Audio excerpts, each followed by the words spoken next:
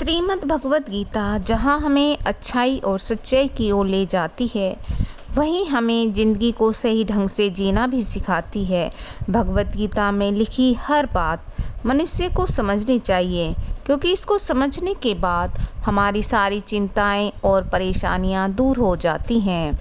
तो देर ना करते हुए समझते हैं भगवत गीता की कुछ बातें जो श्री कृष्ण अर्जुन को समझाते हैं।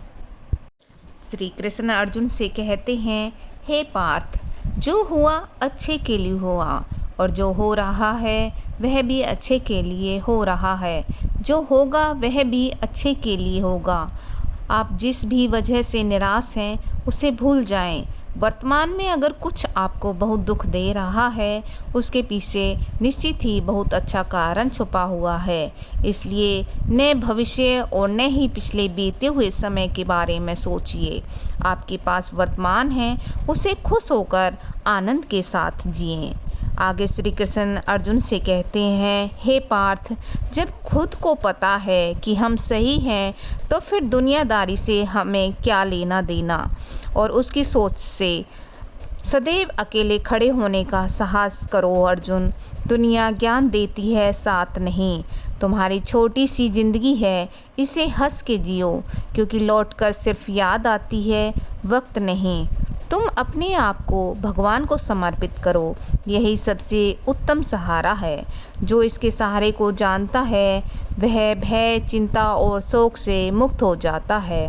हे अर्जुन, भले ही सब कुछ दांव पर लग जाए, लेकिन अपमान का बदला समझौता नहीं होना चाहिए। ज्ञान से परिपूर्ण एक विनम्र व्यक्ति बिना योनि और जाति में भेदभाव किए प्रत्येक जीव को समान भाव से देखता है। जगत के सभी स्त्री पुरुष इसलिए कर्म करते हैं कि उन्हें सुख मिले और उनका दुखों से पीछा छूटे, परंतु उन कर्मों से न तो उनका दुख दूर होता है और न ही उन्हें सुख की प्राप्ति होती है। हे अर्जुन, वृक्ष कभी इस बात पर दुखी नहीं होता कि उसमें कितने पुष्प खो दिए, वह सदैव नए फूलों के सृजन में व्यस्त रहता है।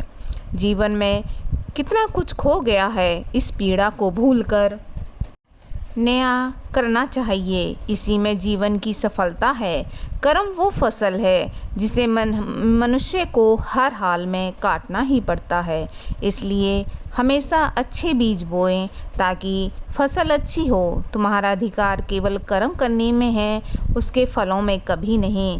कृष्ण कहते हैं, इस जगत में मनुष्य भौतिक वस्तुओं का भोग कर सकता है, लेकिन भगवान चाहे तो सब कुछ छीन सकते हैं। मनुष्य कुछ भी नहीं कर सकता। सुख दुख का आना जाना लगा रहता है। जो व्यक्ति गलत इच्छाओं को और लालच को छोड़ देता है, उसे सभी शांति मिलती है। कोई भी इंसान इच्छाओं के बिना नहीं रह सकता, लेकिन हम अपनी इच्छाओं को धर्म के अनुसार बदल जरूर सकते हैं। हे अर्जुन, सच्चा बल वह नहीं जो अहंकार, वासना या हिंसा से उपजे, बल्कि वह है जो संयम, धर्म और आत्म नियंत्रण से जुड़ा हो। इसी प्रकार इच्छाएं तभी शुद्ध और सार्थक होती हैं जब वे धर्म सम्मत हों। साधक को अपने बल और कामनाओं को शुद्ध करते हुए उन्हें ईश्वर भाव से जोड़ना चाहिए। यही जीवन को ऊंचाई देने का मार्ग है। श्री कृष्ण कहते हैं, अकेलापन मूर्ख के लिए कैद खाना हो सकता है, क्योंकि वह अपने ही विचारों से डरता है। उसे शोर चाहिए, भीड़ चाहिए, ताकि वह खुद से बच सके। लेकिन ज्ञानी के लिए वही एकांत स्वर्ग बन जाता है, क्योंकि वहाँ उसे अपने भीतर की शांति मिलती है, सत्य मिलता है। जो ईश्वर के साथ खुश रहना सीख गया, उसके लिए एकांत ही सबसे बड़ा स्वर्ग बन जाता है। हे अर्जुन, जो तुमसे जलते हैं उनसे नफरत मत करो। सुनो, जलने वालों को जवाब शब्दों से नहीं, अपनी कामयाबी से दिया जाता है। ऐसा काम करो, ऐसी खामोशी से मेहनत करो कि तुम्हारी तरक्की हो। उनकी जलन को धीरे धीरे राख बना दो। याद रखो, जो तुम्हें नीचे खींचना चाहते हैं, उसे हराने के लिए लड़ना नहीं पड़ता। बस उनसे इतना ऊपर उठ जाओ कि उसकी पहुंच भी वहां ख़त्म हो जाए। हे अर्जुन, ईश्वर पर भरोसा इतना रखो कि जब तुम्हारी इच्छा से कार्य न हो तो समझ लेना कि यह उनकी मर्जी है, और जब तुम्हारी इच्छा से काम हो तो समझो यह प्रभु कृपा है।